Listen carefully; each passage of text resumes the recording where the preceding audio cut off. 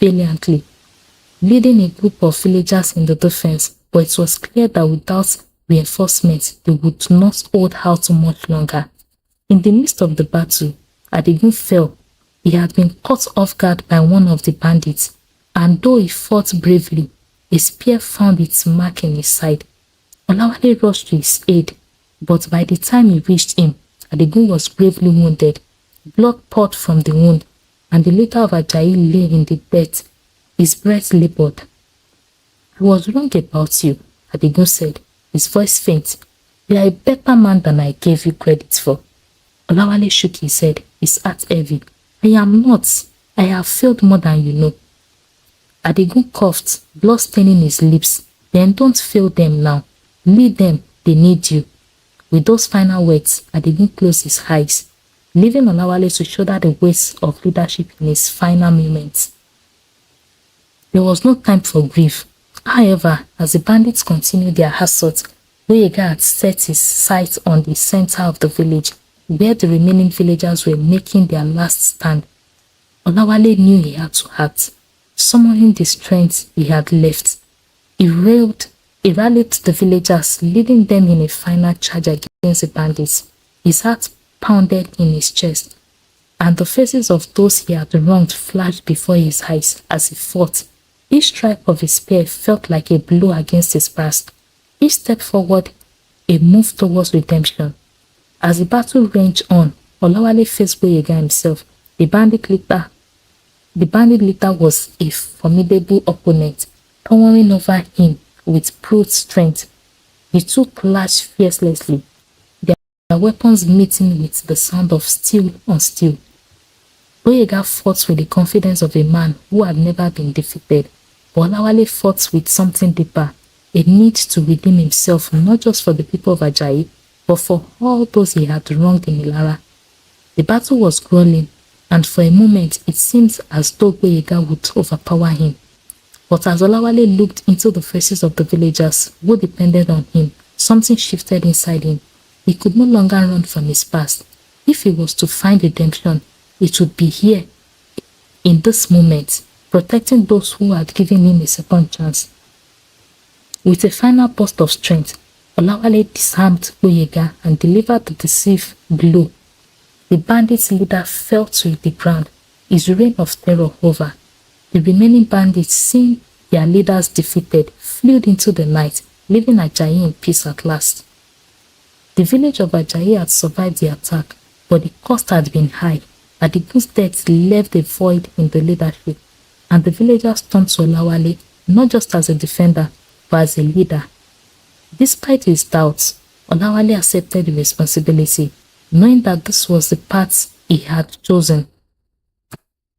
Under his leadership, the village began to rebuild. The scars of the battle were still fresh, but the villagers were resilient, and slowly life returned to normal. Olawale worked tirelessly to ensure the safety and prosperity of the village, but the burden of leadership weighed heavily on him. In quiet moments, he still thought of Ilara. He had found a new home in Ajayi, but the guilt of his past lingered, an ever-present reminder of the man he used to be.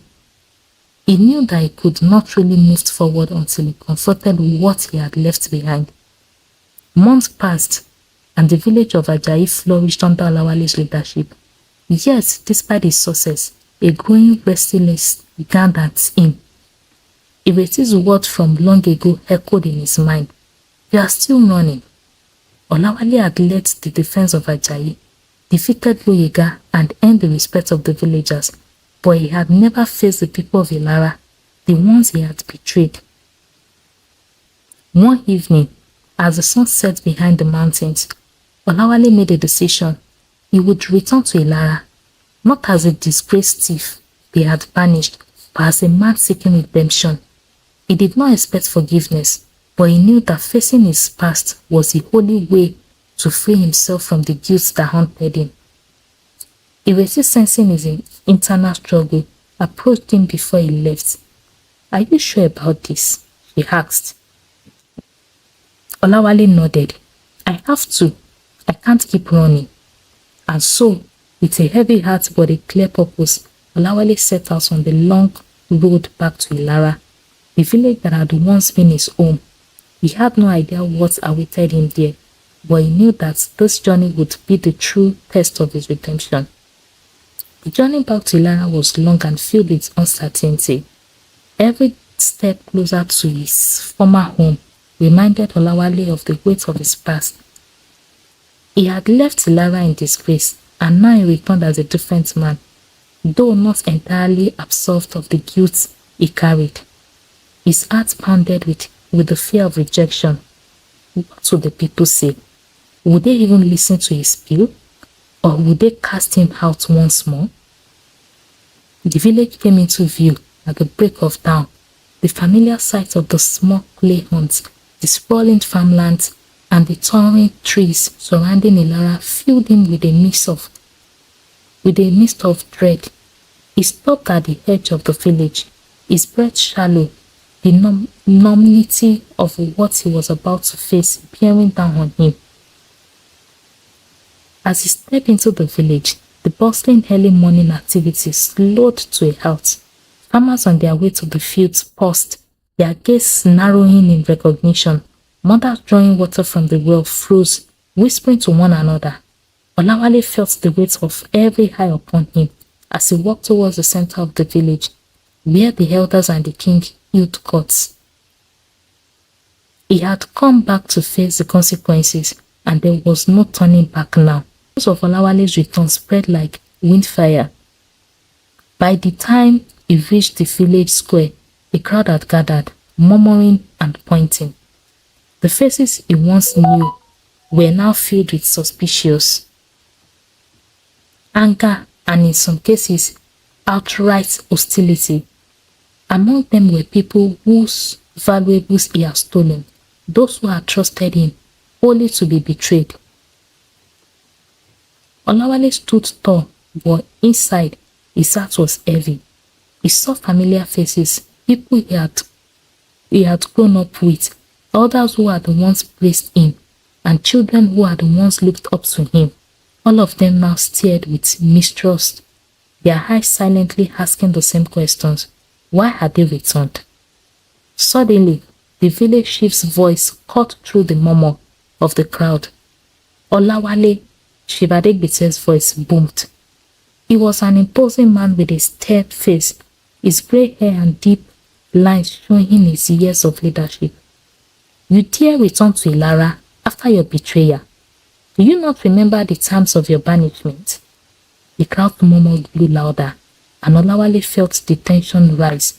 He knew that one misstep could result in his immediate expulsion or worse. I remember, Shifadegbite, Olawale replied, his voice strong but measured. I have returned not to defile the terms of my banishment, but to face the consequences of my actions. I am not the man I once was. I come to ask for your forgiveness, not to reclaim what I lost. A rappel of surprise went through the crowd. This was not the defiant thief they had expected, but Shivadegbite remained unmoved, his eyes cold. You think we will forgive you so easily? The chief ground. You who betrayed our trust, who stole from your own people, and used your position to avoid capture for so long. Olawale bowed his head, humbled by the harsh truth. I do not expect forgiveness, Chief. I only ask for a chance to make amends. The crowd waited in tense silence. It was clear that this was no simple matter. Olawale returned stared deep wounds that had fastened for years. The question now was whether the village of Ilara was willing to hear him out. Olawale was brought before the village elders, a council of wise men and women who had overseen the affairs of Ilara for generations. Among them was Elder Ajoke, a woman of few words but great wisdom, whose son had been one of Olawale's closest friends before the betrayal. She had aged since he had last seen her, but her sharp eyes betrayed no emotion as he approached. The elders sat in a semicircle under the bamboo tree, their expressions serious as they prepared to hear his case. The villagers gathered around, watching closely. The tension was high, and Olawale could feel the weight of their collective judgment pressing down on him. Olawale, Elder Ajoke began, her voice steady. You have returned, but why? You knew the terms of your banishment, and yet you walk into our village.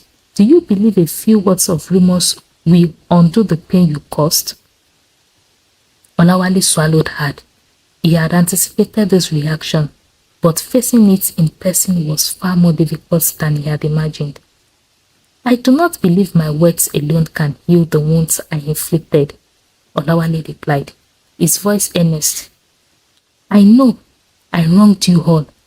My actions were driven by greed and cowardice, and I used my protected act of what never left me. I return not to beg for forgiveness, but to offer what I can. I return not to beg for forgiveness, but to offer what I can to right the wrong I have committed. Elder Ajoke exchanged a glance with Shiva Degbite. There was a long pause as the elders considered his words. Finally, Shiva Degbite spoke. You speak of redemption, but redemption is not earned by words alone. You wish to make amends? Very well, Olawale. You will stay in Ilara, but under strict conditions. You will be watched, and you will work to repay what you have stolen. Only through your actions we will decide if you're truly changed. Olawale bowed deeply. Humbled by the decision, it was more than he had expected. I will do whatever it takes, he said quietly. Olawale's return to Ilara was not without its difficulties. The village, though willing to give him a chance, was slow to trust. Many of the villagers still hid deep resentment towards him, and their anger manifested in cold tears and harsh whispers. His presence stirred painful memories, and though he was allowed to stay, he was treated as an outsider. The elders had tasked him with working on the farms he had once stolen from. Each day, Olawale rose before dawn to toil in the field. His hands blistered and raw from the labor. It was grueling work, but he welcomed it. Every drop of sweat, every aching muscle was a step towards repaying the debts he owed. His effort did not go unnoticed. Slowly, some of the villagers began to soften. Impressed by his dedication and humility, he worked without complaints. After taking on the hardest tasks and helping others when they struggled. Though he had once been a thief, he was now the first to offer assistance to those in need. But not everyone was so easily convinced. One day, while working in the fields, Olawale was approached by a man named Balogun, whose family had been among those most affected by Olawale's thefts. Balogun was a large, imposing figure, his face twisted in anger as he approached. You think working the fields will make up for what you did? Balogun spat, his voice full of venom. You stole from us, lied to us. My family suffered because of you. Olawale stood tall, though his heart ached with guilt. I know I can never undo the pain I caused, Balogun. I can only try to make things right. However long it takes. Balogun's eyes blazed with fury. Words mean nothing. You will never be one of us again. With that, Balogun stormed off, leaving Olawale standing alone in the field. The rejection stung, but Olawale knew that Balogun's anger was justified.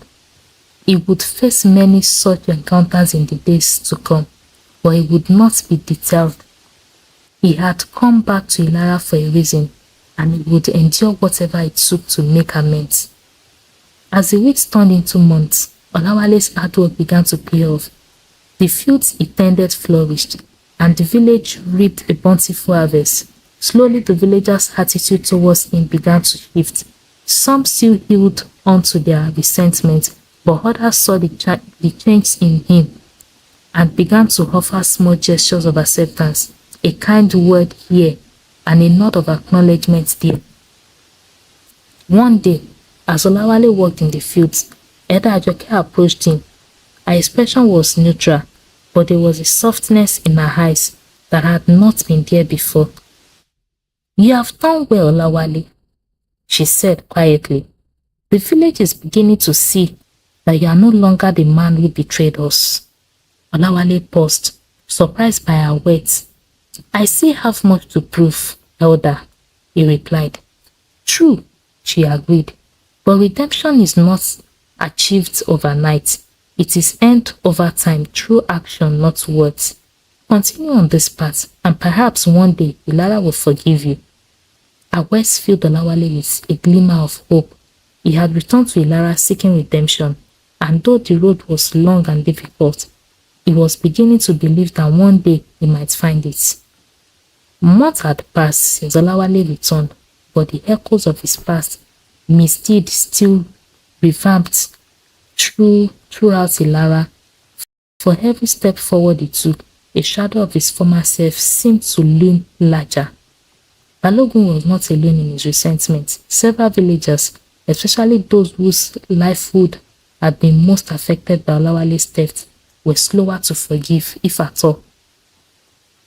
One evening, as the sun deepened below the horizon, casting the village in a warm amber glow, Olawale sat alone by the river bank, washing the day's dust from his hands. He heard the crunch of footsteps behind him. Turning slowly, he saw Aina, the daughter of one of his victims, standing a few feet away. Her face was unreadable, but her eyes were intense, filled with years of pain and distrust. "I heard you've been working hard," Aina said, her voice low and guarded. Olawale dipped his head in acknowledgement. "I am trying to make amends," he replied, his voice equally soft. Aina crossed her arms and gazed out at the flowing water. "You stole from my family. We were left with almost nothing after you took what little we had saved. My father couldn't understand why someone we trusted would do such a thing." Olawale's heart sank. He had been bracing himself for this conversation since the day he returned. He had stolen not only possessions, but the peace of mind from people like Aina and her family. "I have no excuse for what I did, Aina," Olawale said quietly. "Your father was kind to me, and I betrayed him. I can't undo that, but I will spend the rest of my life trying to right that wrong." Aina stared at him, her expression hardened. "What a sheep, Olawale. You think your hard work will erase the pain you caused? My father, he is no longer the same man. He withered under the weight of your betrayal." Olawale's stomach twisted at the raw emotion in her voice. He opened his mouth to respond, but Aina had already turned away, walking back towards the village, without another word. Her departure left him in a heavy silence, the burden of his guilt settling even deeper in his chest. The next morning, Olawale was summoned by the council of elders. The sun had barely risen when a young messenger knocked on his door, relying that his presence was required immediately. Olawale had to rest as he followed the boy to the council chamber. He had done everything in his power to prove his loyalty to the village, but he couldn't shake the feeling that something monumental was about to unfold. The council sat in a circle as he had during his first appearance upon his return. Chief Adegbite sat at the center, his expression unreadable, while Elder Joke with her sharp eyes observed him closely. The room was filled with a tense quiet, the murmurs of the village outside barely audible. "Olawale," Chief Adegbite began, his voice thin, "you have worked hard to regain the trust of this village, but trust is not something that can be earned simply by labor alone." Olawale's throat tightened. "I understand, Chief." The chief nodded slowly before continuing. "The time has come for you to face a test, one that will determine whether you are truly worthy of our..." Olawale's heart pounded. He had known this moment would come, but he had no idea what form the test would take. We have received reports of increasing bandit activity near the borders of our land, Shibadebite explained. These bandits have been harassing traders and farmers who travel the roads to the next village. If they are not stopped, they will soon bring their violence to Ilara's gates. Olawale clenched his fist at his sight. The idea of protecting the village of standing between the people of Ilara and a threat from the outside felt like the opportunity he had been waiting for. The council has decided, Elder Ajoke interjected, that you will lead a small group to confront these bandits. You must bring an end to their raids and protect the people of Ilara. If you succeed, you will consider it a step towards redemption, but if you fail, her voice trailed off, the implication clear. Olawale took a deep breath. His resolve had me. I accept the challenge, Elder Ajoke. I will protect this village with everything I have. The council members exchanged glances, their expressions neutral.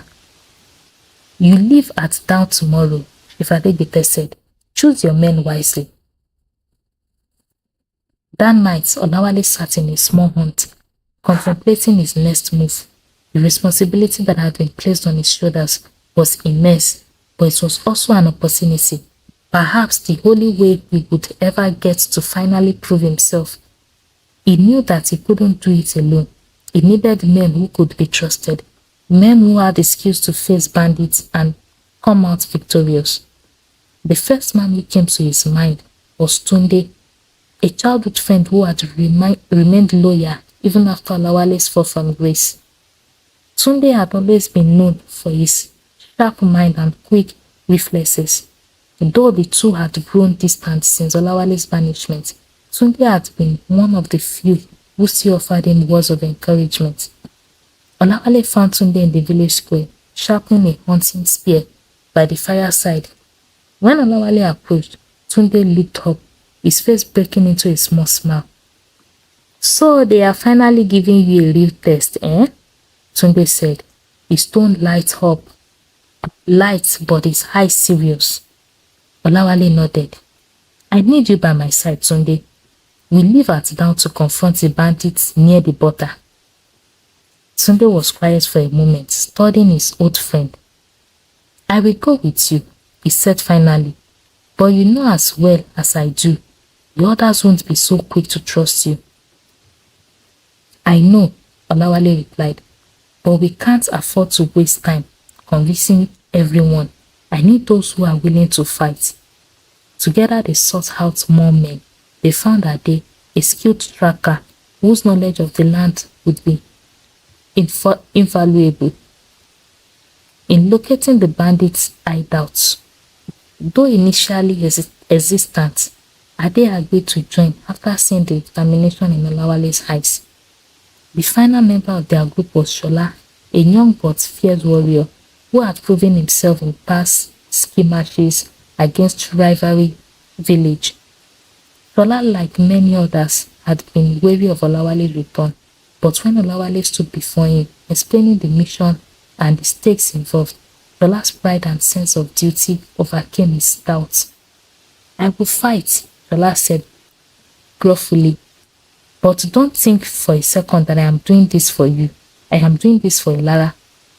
Olawale accepted his words without protest. He knew trust wouldn't come easily, and he wasn't seeking personal loyalty, only the chance to prove himself through his actions. At dawn, Olawale and his small group set out from Ilara. The village still bathed in the soft light of morning. The air was cool, and the road ahead stretched long and uncertain. Tunde, Ade and Shola walked alongside him, their faces focused and determined. They traveled in silence for much of the journey, each man lost in his own thoughts, preparing for the confrontation that lay ahead. The road grew rougher as they neared the borderlands.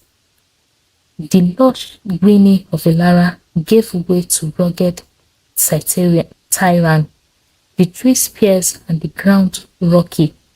Ade led the way, his eyes scanning the horizon for any sign of the bandits. They've been here, Ade said after a few hours of travel, kneeling to inspect a part of disturbed health. Recently too, we are getting close. Olawale felt a surge of anticipation. This was his chance. If they could defeat the bandits and protect the village, it would be a major step forward towards redemption. But he also knew the danger they faced. The bandits were ruthless and they wouldn't go down without a fight. As the sun began to dip towards the horizon, they came upon a small outcropping of rocks that overlooked a narrow valley. From their vantage point, they could see smoke rising from a cluster of makeshift tents below, evidence of the bandits' camp. "There they are," Tunde whispered, his eyes narrowing. Olawale crouched beside him, his heart pounding in his chest. The time had come. He would lead this fight, and in doing so, he would either prove his worth to Ilara or fail once and for all.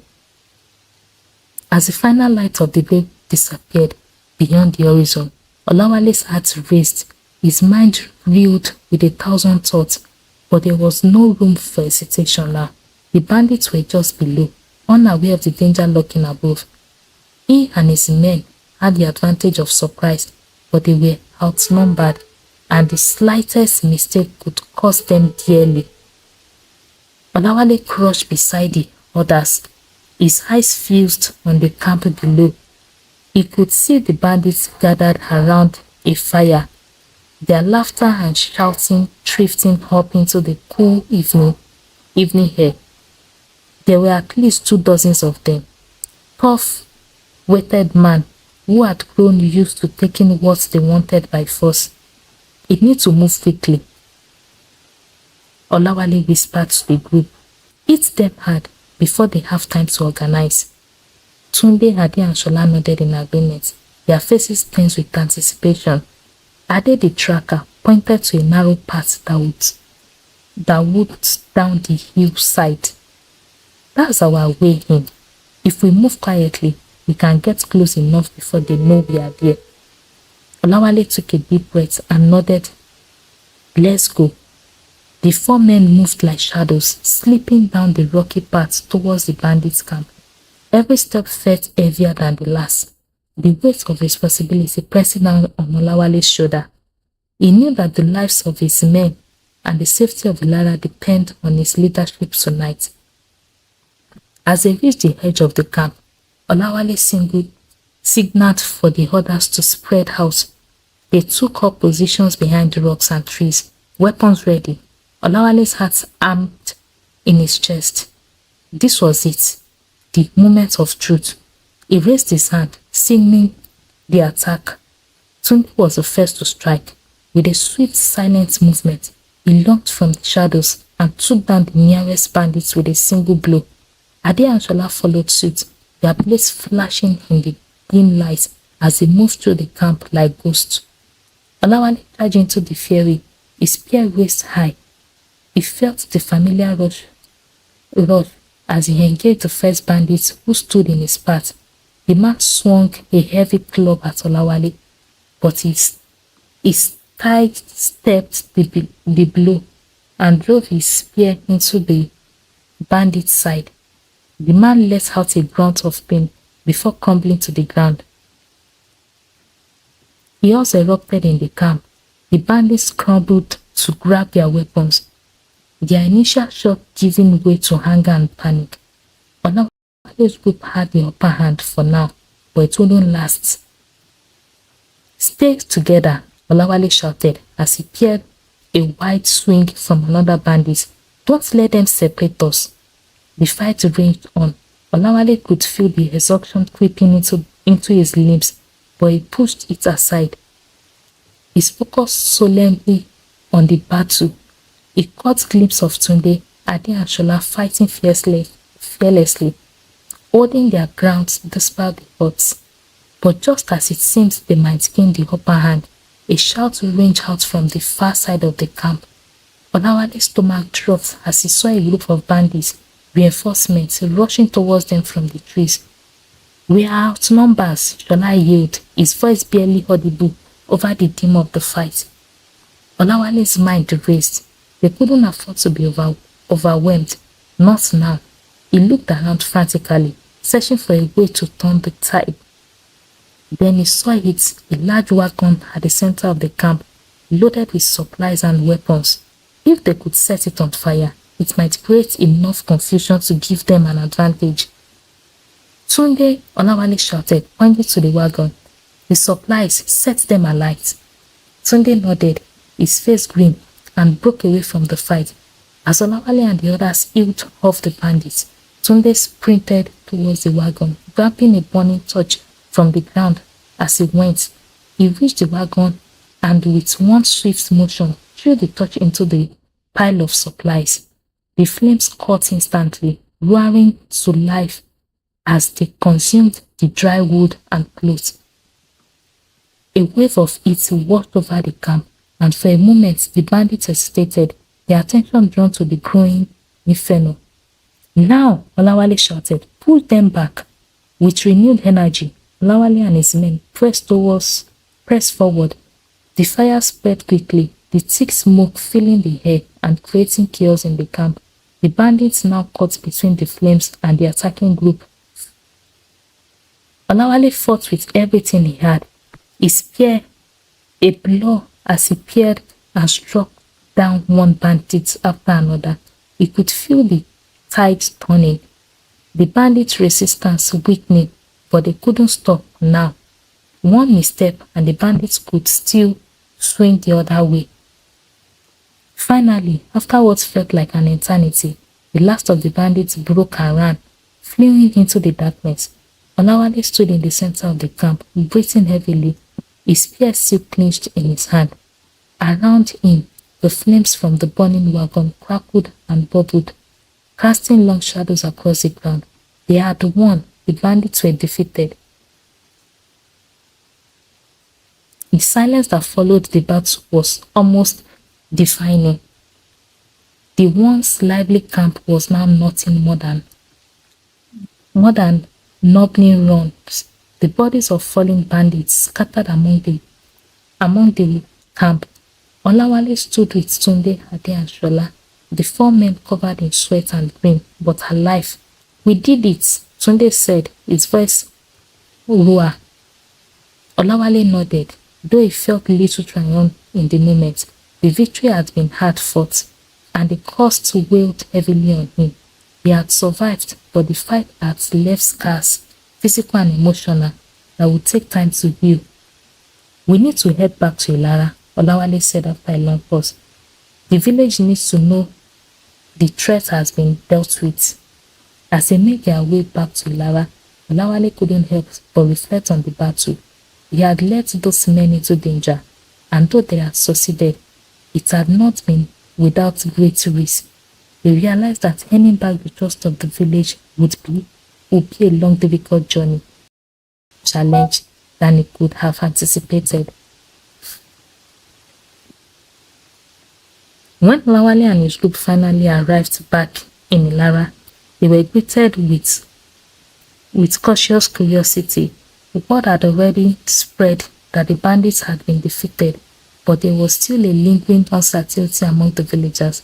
The people of Ilara had seen Olawale at his worst, and many still doubted whether he had truly changed. Shivade and Eda Ajoke awaited them in the village square, their expressions thin but curious. The crowd had gathered around the returning men, few silent as Olawale approached the council. The bandits have been dealt with, Olawale said simply. His voice stayed steady despite the exhaustion that tongued at him. Ilara is safe. Shivade studied him for a long moment before speaking. You have done well, Olawale. The village owes you and your man a debt of gratitude. Olawale bowed his head in acknowledgement. But he knew this was only the beginning. A single victory would not erase years of distrust.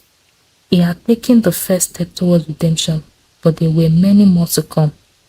As the villagers slowly disappeared, murmurs of approval mixed with lingering doubts filled the air. Olawale stood in the square watching as the people returned to their daily lives, wondering how long it would take for them to see him as something other than the man he used to be. That night, as Olawale sat by the fire with Tunde, Hadi and Shola, he felt the weight of the day's events settled over him. The battle had been won, but the road ahead was still uncertain. Tunde broke the silence, his voice thoughtful. "You've come a long way, Olawale, but the village, they are still holding on to the past. It will take time for them to trust you fully." "I know," Olawale replied quietly. "I didn't expect them to forgive me overnight, but I will keep fighting for Ilara no matter how long it takes." As the flames danced in the firelight, Olawale felt a small spark of hope flicker within him. He had faced the bandits and he had survived. More than that, he had taken the first step towards earning back the trust of his people. But deep down, he knew that his greatest challenge still lay ahead. In the weeks following the victory over the bandits, life in Ilara seemed to return to a fragile normalcy. The village had begun to feel safe again. The looming threat of violence from the borderlands lifted, but for Olawale, the battle against the bandits had only been one layer of his struggle. The true war, he realized, was the war for acceptance, for the trust he had lost. Every day was a reminder that not only wounds could be healed by bravery or a single victory. The villagers were polite but distant. They spoke to him when necessary, but their smiles never reached their eyes, and their voices always carried a note of hesitation. Even those who had been neutral before seemed to carry suspicions in their gaze, as if waiting for him to revert to his former ways. The warm greetings and embrace of his youth were gone, replaced by wary glances and whispered conversations whenever he passed by. One day, as Olawale walked through the marketplace, he overheard two men speaking in hushed tones. "He's done well against the bandits, but can a snake ever change his nature?" one man muttered. "It's only a matter of time before he sleeps again," the other replied. "People like him don't change." Olawale's heart clenched at their words. He had known regaining the village trust would be difficult, but the constant doubts gathered him. Each day, he gave everything he had to his work to help him rebuild the village and protect it from outside threats. Yet, despite his best efforts, it seemed the shadows of his past loomed too large for anyone to see beyond. While Olawale grappled with his personal struggles, another threat was brewing in the distance, one far more dangerous than the bandits who had blocked Ilara. Rumors began to spread of a neighboring village, Oba Agbara, amazing warriors. Their chief Tan, a ruthless leader named Alao, was known for his ambitions of expansion, seeking to extend his influence over the surrounding village. The news reached Ilara one afternoon, when a group of traders from the neighboring village arrived in the market, their faces pale with fear. "Alao has been gathering warriors," one of the traders whispered to the village council as Olawale passed by. "He is already taking over two smaller villages near the border. It's only a matter of time before he turns his attention here." Chief Adegbite and Edajoke listened intently, their faces grave. Olawale, standing a few feet away, felt a chill run down his spine. The bandit attack had been sporadic and disorganized, but Alao was a different kind of enemy, one with power, resources, and a clear strategy. That evening, the council convened an emergency meeting. The mood in the chamber was tense, the air thick with apprehension. Olawale sat quietly in the back, listening as Chief Adegbite and the other elders discussed the report. "We can't afford to be complacent," Elder Ajoke said firmly. "Alao's forces are growing stronger by the day.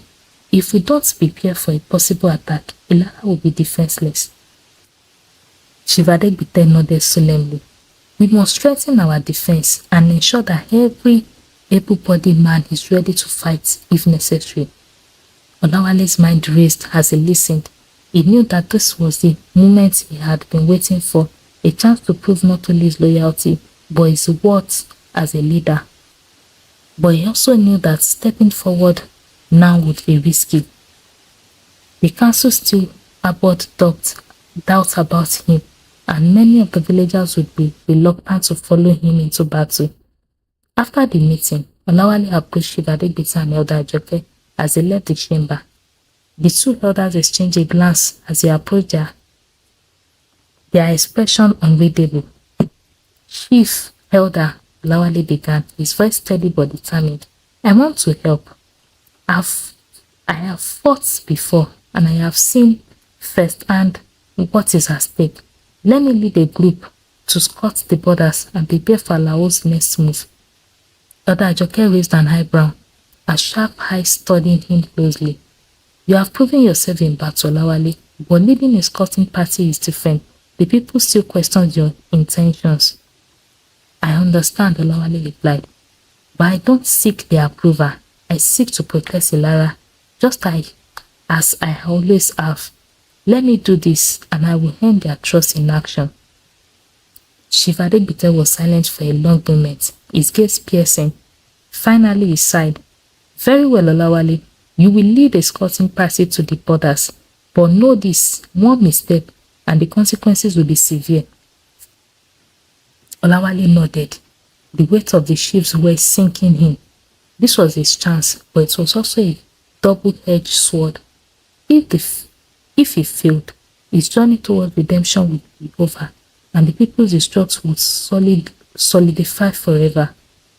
Olawale set out early the next morning, accompanied by a small group of men, Tunde, Adeshola, and two others from the village.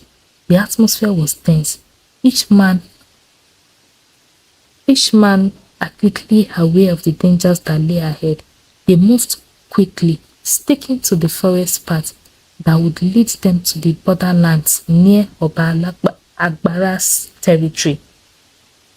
As they traveled, Olawale felt the weight of the village's future pressing down on him. He couldn't afford to fail, but he also knew that he was walking a fine line. Too much caution and they would return with nothing. Too much aggression and they could walk straight into an ambush.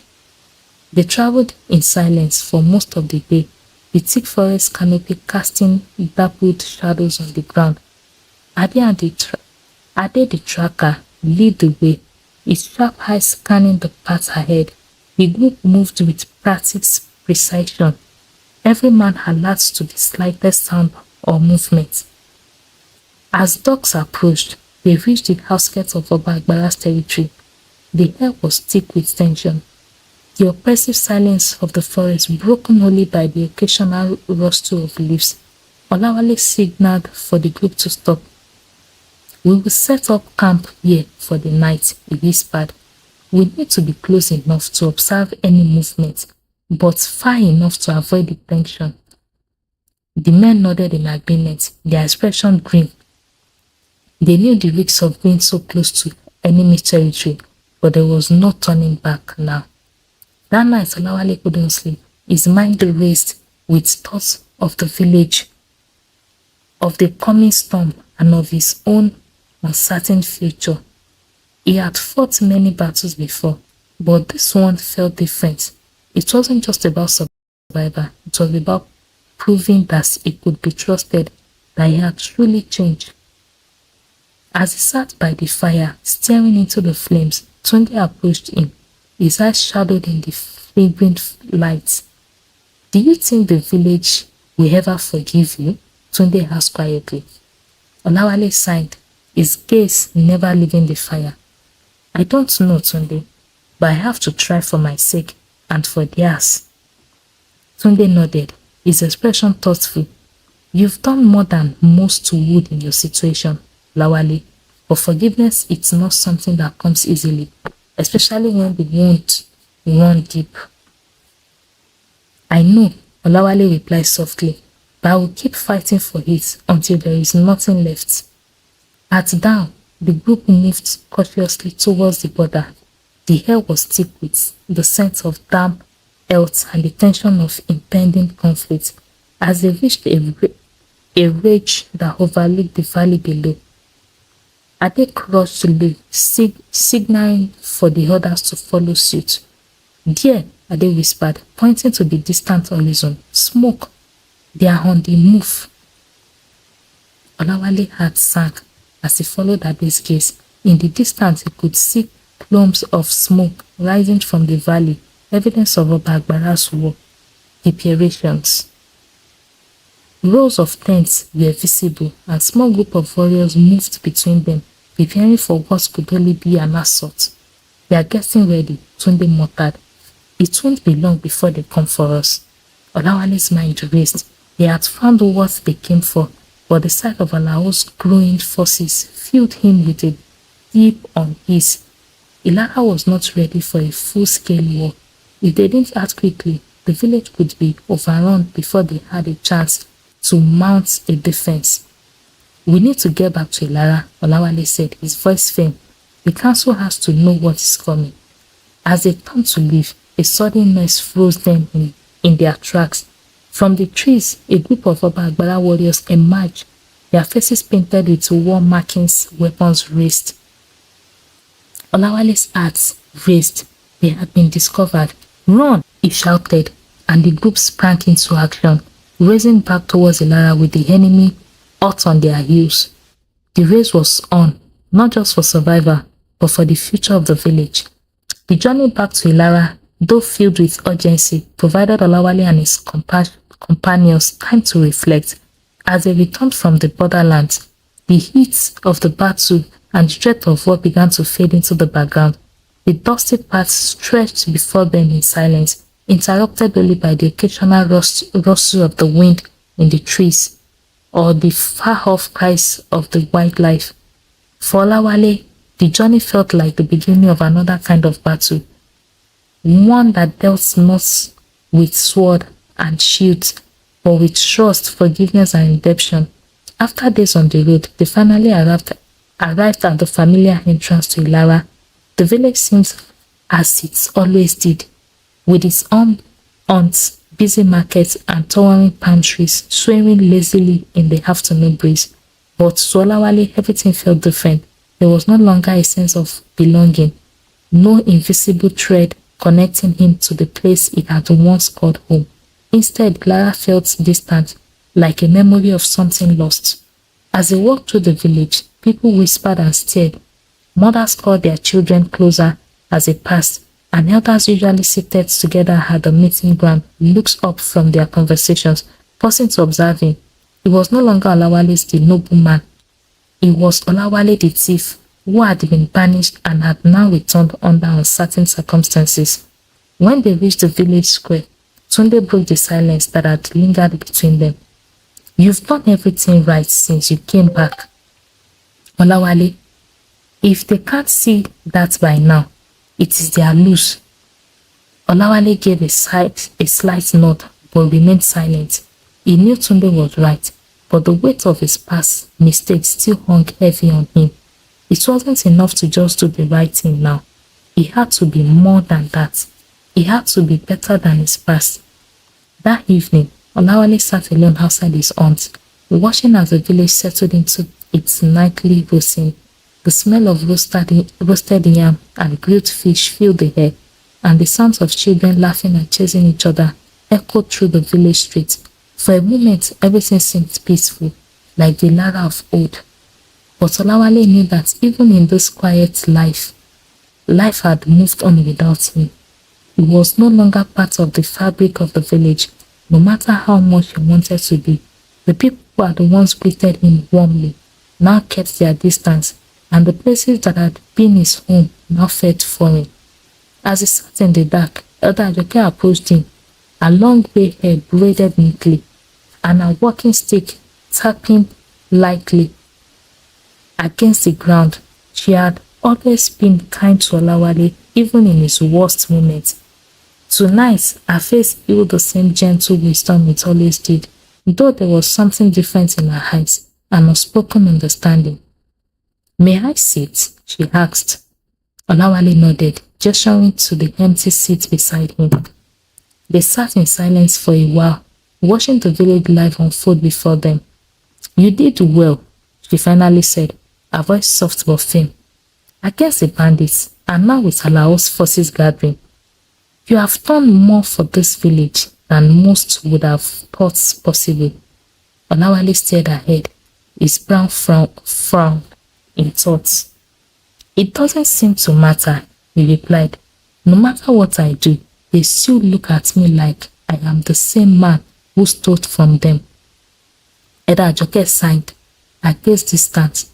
It is true that trust is hard to rebuild once it is broken, Olawale.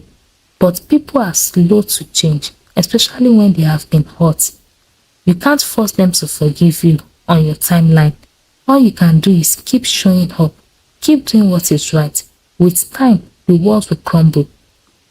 I don't know if I have that time, Olawale said, his voice heavy. Sometimes it feels like the harder I try, the further away I am from ever being accepted again. Eda Ajoke turned to him, her eyes kind but unwavering. Redemption isn't for them, Olawale. It is for you. Whether they forgive you or not, you need to know that you've done everything in your power to make things right. Only then will you find peace. Her words lingered in the air, resonating deeply with Olawale. He had been so focused on earning the villagers' trust that he had forgotten to look inward to find the peace that only he could give himself. The next few weeks brought a new round to Olawale's life. Instead of focusing on grand gesture, he decided to turn his attention to smaller acts of kindness. Quietly repairing the fence of an old widow's home, helping the fishermen with their nets at the river's edge, and offering to teach the younger boys how to hunt and farm. These acts didn't require recognition or praise. They were simply ways for him to contribute to the part of Ilara's life again, no matter how small the role. One morning, while mending fishing nets by the riverside, he was approached by an unexpected visitor, Ifedayo, a childhood friend who had once been his closest confidant. They had grown up together, shared stories, secrets, and dreams, but after Olawale's banishment, Ifedayo had distanced himself, just like everyone else. I heard what you did for the widow, Ifedayo said, his voice crossed but his tone softer than Olawale's at best. I think it's time we talk. Olawale paused, his hand still holding the torn net. I did like that, he replied, keeping his voice steady. They sat together by the river, the sound of water rushing over stones, providing a soothing background to their conversation. For the first time in years, Ifedayo and Olawale spoke openly, not just about the past, but about the future, about the kind of men they wanted to be, and the kind of village they wanted to see.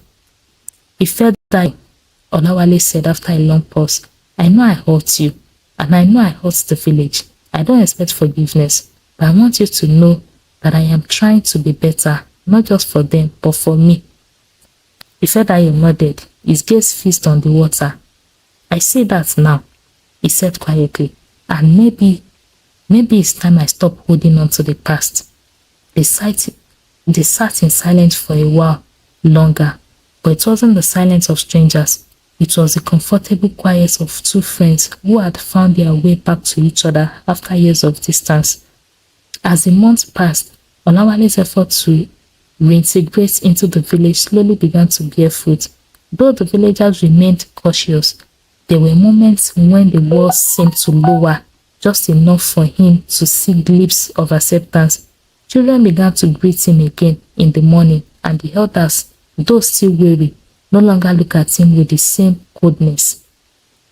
One day, while working in the field, Olawale came across a group of young boys struggling to plant yam tubers. Their frustration was evident as they argued over the best way to dig the holes and place the tubers in the earth. You are doing it wrong, one of the boys said, his face crunched up in frustration. That is not how my father does it. Your father's not here, is he?